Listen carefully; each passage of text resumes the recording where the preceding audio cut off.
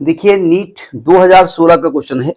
जैसा कि आप जानते हैं कि आपको जब फिजिक्स पढ़ाई जाती है तो एक मैथमेटिकल फिजिक्स टॉपिक पढ़ाया जाता है, याद है ना, इंटीग्रल और डिफरेंशिएशन।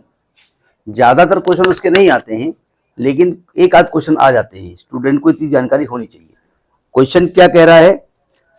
कह रहा है the charge flowing through a resistor are varies with time t as q is equal to at minus bt square, where a and b are positive constants. The total heat produced in r is what? अब देखो, वैसे तो heat produce की बात कर रहे हैं। Heat produce का मतलब वर्क डन, ठीक है। और वर्क का फॉर्मूला क्या होता है? हीट का फॉर्मूला क्या होता है? आई स्क्वायर आर टी होता है। एच बराबर आई स्क्वायर आर टी होता है ना। लेकिन प्रॉब्लम टी यहां वेरी कर रहा है, क्योंकि चार्ज टी पर डिपेंड कर रहा है। भाई देखो, आपने चार्ज किसी पे फ्लो कराना शुरू किया तो कहते हैं टी का फंक्शन है, मतलब टाइम बढ़ाते बढ़ाते जाओगे तो चार्ज उसमें बदलता जाएगा। क्यों? तो पहली बात तो आपको साफ साफ दिया है कि जो चार्ज है ना क्यू, वो कह रहे हैं टी का फंक्शन है, वो A T minus B T square है। A T minus B T square है। और कह रहे हैं कि आपको हीट प्रोड्यूस्ड निकालनी है आर में। आर में हीट क्यों प्रोड्यूस हो रही होगी भाई? जब चार्ज फ्लो हो रहा होगा, करंट, चार्ज बोले तो करंट फ्लो हो रही होगी, तो करंट फ्लो होती रहेगी, ठीक है। मैक्सिमम टाइम तक फ्लो होगी, जो भी मैक्सिमम टाइम हो। तो उस के फ्लो होने में जो वर्क किया गया, वही वर्क तो एनर्जी के मतलब हीट के फॉर्म में स्टोर होगा। तो पहले तो करंट निकालनी पड़ेगी। तो करंट का फॉर्मूला क्या होगा? D Q by D T. लगातार चेंज हो रहा है ना वो। अगर मुझे ये कह देते 10 सेकेंड, 20 सेकेंड, 50 सेकेंड, तो क्यू अपॉन 50 लिख देते हम, D Q by D T. मतलब D by D T of A T minus B T square. Differentiation पढ़ाया गया ना आपको थोड़ा सा। टी का डिफरेंशिएशन 1 होता है और ए के साथ, और बी और टी स्क्वायर का 2t होता है, यानी ये आपका हो जाएगा ए माइनस 2bt। ये डिफरेंशिएशन हो गया, ठीक है। अब यहां पर टाइम कौन सा निकालना पड़ेगा? टाइम हमको वो निकालना है मैक्सिमम टाइम, जब तक करंट फ्लो हो रही है, ठीक है। तो for maximum current, maximum time को चाहे मैक्सिमम करंट को, ठीक है भाई। मैक्सिमम टाइम मतलब जितने टाइम तक करंट फ्लो हुई, तो ज्यादा टाइम तो ज्यादा करंट। तो फॉर मैक्सिमम टाइम मैं इसको लिख दिया है मैक्सिमम टाइम, हम कहेंगे आई भी मैक्सिमम होगी। क्यों भाई? और मैक्सिमा मिनिमा में ये कहा जाता है कि जो D Q by D T होता है ना, रेट ऑफ फ्लो ऑफ, ये जीरो हो जाता है भाई। जब जो चीज मैक्सिमा हो गई तो उसका चेंज जीरो हो गया। क्यों भाई? भाई कोई चीज चेंज हो रही, जो वैसे तो मैथमेटिकल पार्ट ये है, वो समझ में आपको कम आएगा। ये प्रैक्टिकली समझिएगा। कोई चीज चेंज हो रही है तो या तो वो वैल्यू चेंज होते होते होते होते बढ़ते बढ़ते बढ़ रही है, या घटते घटते घटते घटते घट रही है। क्यों भाई? और जब बढ़ते बढ़ते पूरी बढ़ गई तो क्या मैं कह सकता हूं चेंज जीरो हो गया उसका? क्यों भाई? या घटते घटते जब मिनिमा तक चला गया तभी चेंज जीरो हो गया। तो चाहे मैक्सिमम की बात करें चाहे मिनिमम की बात करें, दोनों ही केसेस में उसका चेंज जीरो हो जाता है। क्यों भाई? भाई कोई चीज बढ़ रही है, चेंज हो रही है, चेंज हो रही है, चेंज हो रही है, चेंज हो रही है। आपने कहा मैक्सिमम चेंज हो गई, यानी चेंज होना बंद हो गया, तो D Q by D T zero हो गया। यानी कि ए माइनस 2bt बराबर जीरो। तो यहां टी की वैल्यू आएगी ए अपान 2b, यानी इतने टाइम तक करंट फ्लो हुई है। नहीं समझे? जीरो टाइम से शुरू हुई है और इतने टाइम तक आपकी करंट फ्लो हुई है। तो टोटल हीट प्रोड्यूस जब निकालेंगे, टोटल कितनी हीट प्रोड्यूस हुई है? Total heat produced, heat produce का मतलब वर्क डन। तो H बराबर होता है आई स्क्वायर आर डी टी। क्योंकि टाइम देखो, आई स्क्वायर आर टी नहीं लिखेंगे, डी टी लिखेंगे, क्योंकि टाइम लगातार चेंज हो रहा है। और इसको इंटीग्रेट कर देंगे जीरो से टी के बीच में। समझ में आई बात? नहीं आई? अब थोड़ा सा इसको दिमाग लगाना पड़ेगा। अब इसके लिए क्या करें फिर? अब देखो, ऊपर नोट कर लिया ना?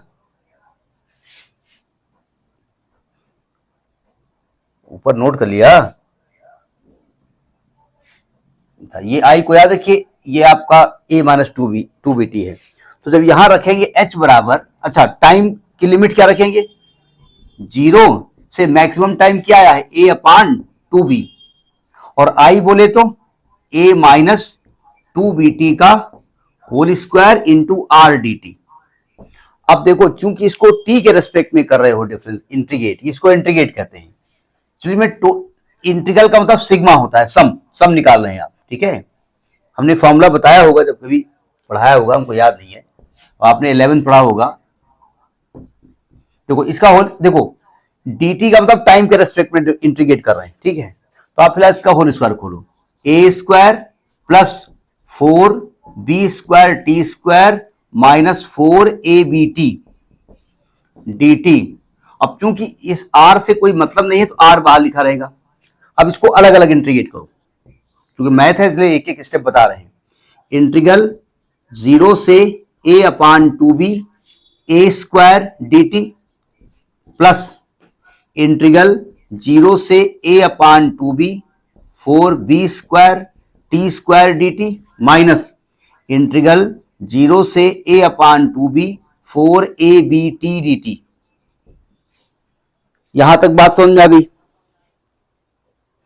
अब जरा इंटीग्रल को समझिएगा। आपको हमने बताया था, नहीं बताया तो फिर भी हम कहेंगे हमने बताया था कि अगर इंटीग्रल करना है केवल dx लिखा है और x का कोई फंक्शन नहीं लिखा है तो इसका इंटीग्रल x होता है, ठीक है। और अगर इंटीग्रल करना है और x की पावर n dx लिखा है तो इसका इंटीग्रल होता है x की पावर n+1 अपान n+1। ये दो फॉर्मूले समझ में आ गए। अब यहां देखो ध्यान से, यहां पर a स्क्वायर है, a स्क्वायर से t से कोई मतलब नहीं है, अकेला dt लिखा है ना, तो अकेला dt है तो उसका इंटीग्रल क्या हो जाएगा t, अकेला dx उसका इंटीग्रल x, अकेला dt उसका इंटीग्रल t, ठीक है। और जो लिमिट लिखी है ना उसको ऐसे लिख देते हैं 0 से a अपान 2b प्लस, यहां देखो 4b स्क्वायर बाहर लिख दो, यहां t स्क्वायर है, t स्क्वायर में ये वाला फॉर्मूला लगेगा x पावर n+1 अपान n+1, तो t की पावर 2+1 अपान 2+1, तो इसका इंटीग्रल आएगा t³/3, और ये जो लिमिट है वो यहां पर 0 से a अपान 2b लिख दो माइनस 4ab बाहर कर दो, यहां t की पावर 1 है, इंटीग्रल t²/2 हो जाएगा, लिमिट 0 से a अपान 2b कर दो और इसको बड़े से ब्रैकेट बंद कर दो। बात समझ में आ गई यहां तक। एक आध स्टेप याद करने पड़ेंगे आपको, ठीक है, क्योंकि बायोलॉजी में मैथमेटिक्स की दिक्कत होती है इसलिए याद करना ही पड़ेगा। अब इसमें कोई गलती ना हो जाए, पता चला कि हमें झंडू बाम बने, आंसर ही नहीं निकल रहा है। अब देखो तरीका क्या होता है, ये h निकल रहा है, r बाहर लिखा है, सावधान। लिमिट रखने का तरीका होता है t की जगह पहले अपर लिमिट रखो फिर माइनस करके लोअर लिमिट रखो, तो यहां क्या आने वाला है a स्क्वायर, सावधान। जब अपर लिमिट रखोगे t की जगह तो a अपान 2b हो जाएगा, और जब माइनस करके 0 करो 0 आ जाएगी वैल्यू, तो केवल यही तो लिखा रहेगा प्लस 4b स्क्वायर, ये 3 बाहर लिख दो। अब देखो जब t की जगह a अपान 2b करोगे, होल क्यूब करोगे तो क्या आएगा, a³ अपान 8b³, क्यों भाई, और माइनस करके रखोगे 0 तो 0 आ जाएगा, कोई मतलब नहीं हुआ जाके, माइनस का 4ab/2 बाहर कर दो। जब t को a अपान 2b करोगे, a अपान 2b लिमिट आ रही थी ना, हाँ सही है, तो ये क्या हो जाएगा a square upon 4b square, और 0 में 0 हो जाएगा।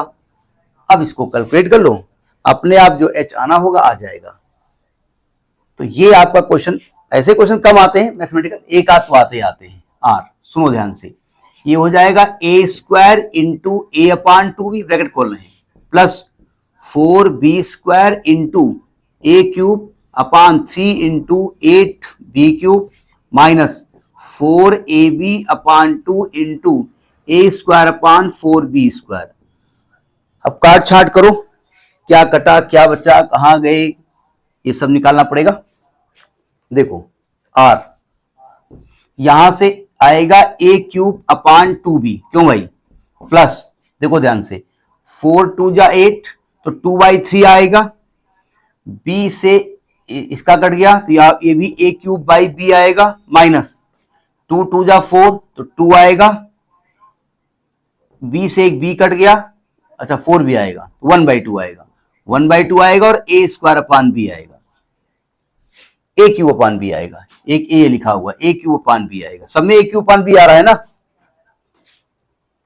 तो सिंपल से मैथमेटिक्स लगा दो इसमें एलसीएम लेकर के, एलसीएम क्या आएगा आपका आर, एक काम करता हूं मैं ए क्यूब अपान बी कॉमन ले लेता हूं, तो आएगा 1/2 प्लस 2/3 माइनस 1/2, ये कट जाएगा, तो ये आर आएगा R into 2r/3 into A cube by B, ये हीट का एच निकला है, 2/3 R A cube by B.